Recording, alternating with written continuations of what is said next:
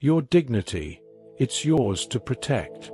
But some people seem to make it their mission to challenge that, don't they?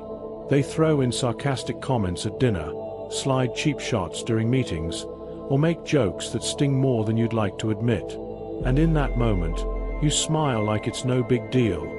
But deep inside, something burns.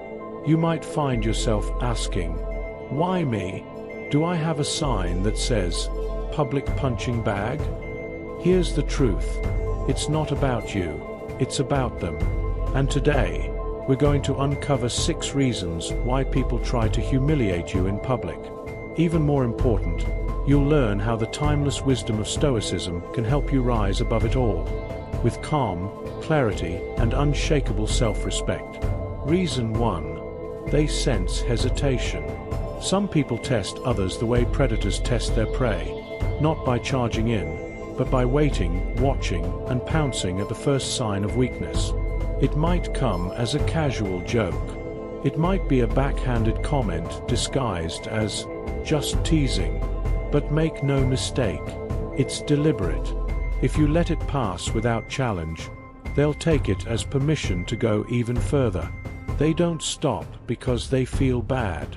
They stop when they see you won't tolerate it.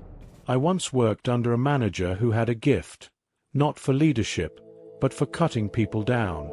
He didn't shout. He didn't curse. He just knew where to poke and twist to make you feel small. And every time I laughed it off, I reinforced his belief that he could keep doing it. That's why Stoicism matters. It isn't about pretending not to care. It's about knowing exactly where your power lies. As Marcus Aurelius said, you have power over your mind, not outside events. You can't stop someone from being rude, but you can absolutely decide how much power their words hold over your mind.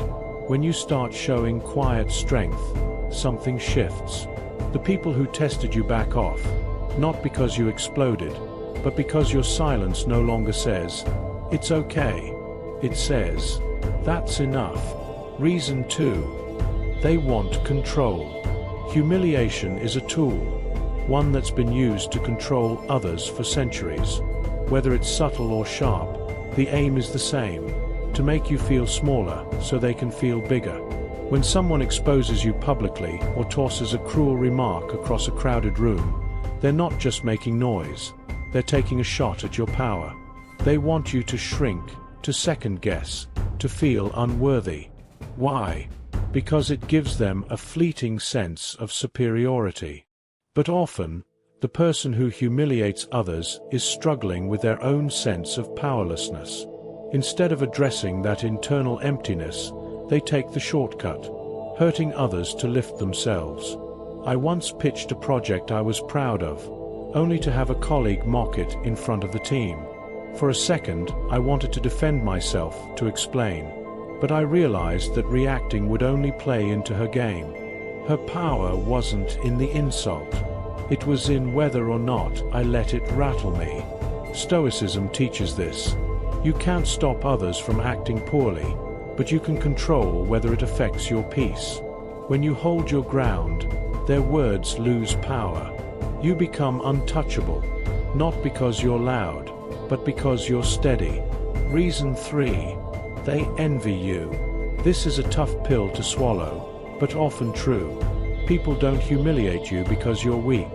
They do it because something about you reminds them of what they lack. Maybe it's your confidence.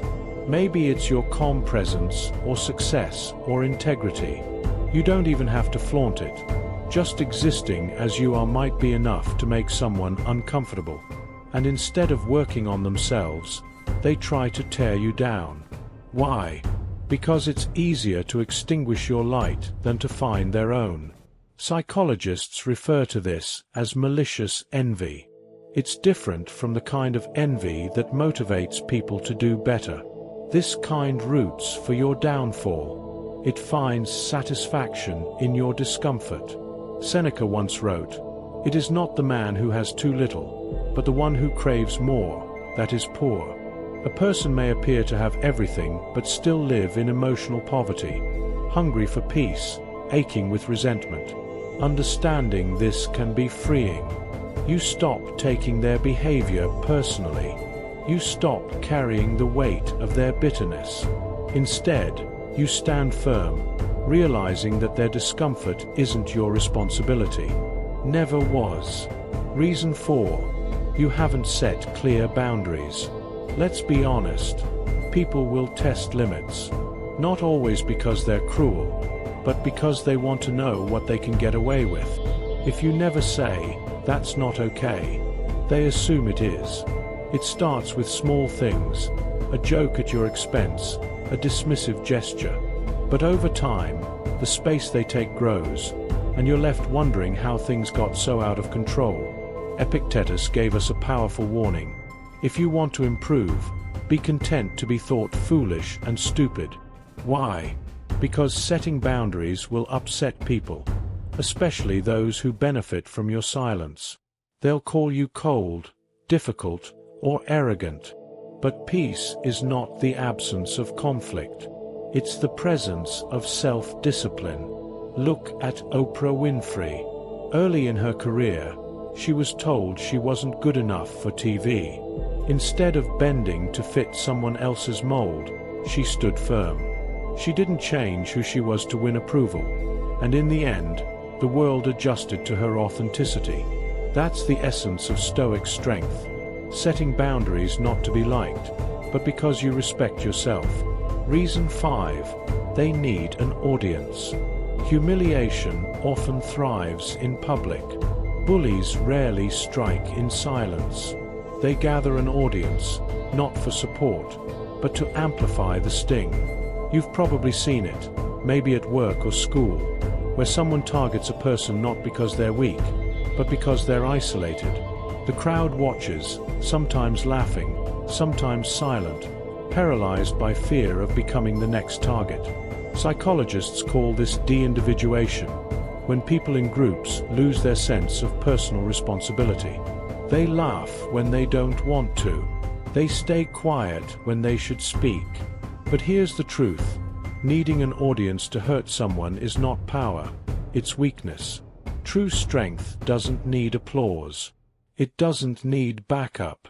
Marcus Aurelius, one of the most powerful leaders in history, didn't humiliate others to assert control. He reminded himself often that the opinions of crowds were meaningless unless backed by wisdom. He wrote, "The opinion of 10,000 men is worthless if none of them understand the subject." Remember this when someone uses public shame as a weapon. It's not about you, it's about their need for validation. And that's their burden, not yours.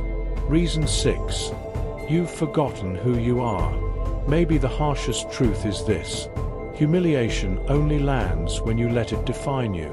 If someone mocks you, and you believe it, it sticks. But if you know who you are, truly, deeply, the insult evaporates. Most of the time, people who try to humiliate you are revealing more about themselves than about you. They're exposing their own insecurities, their hunger for control, or their inability to celebrate others. The Stoics believed that your peace comes not from outer approval, but from inner mastery.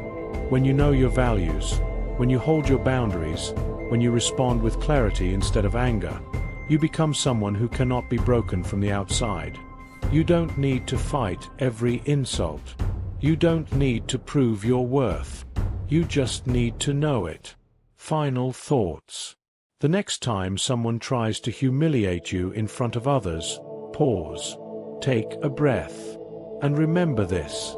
You are not small. You are not prey. You are not someone to be controlled. You are grounded, disciplined, and free.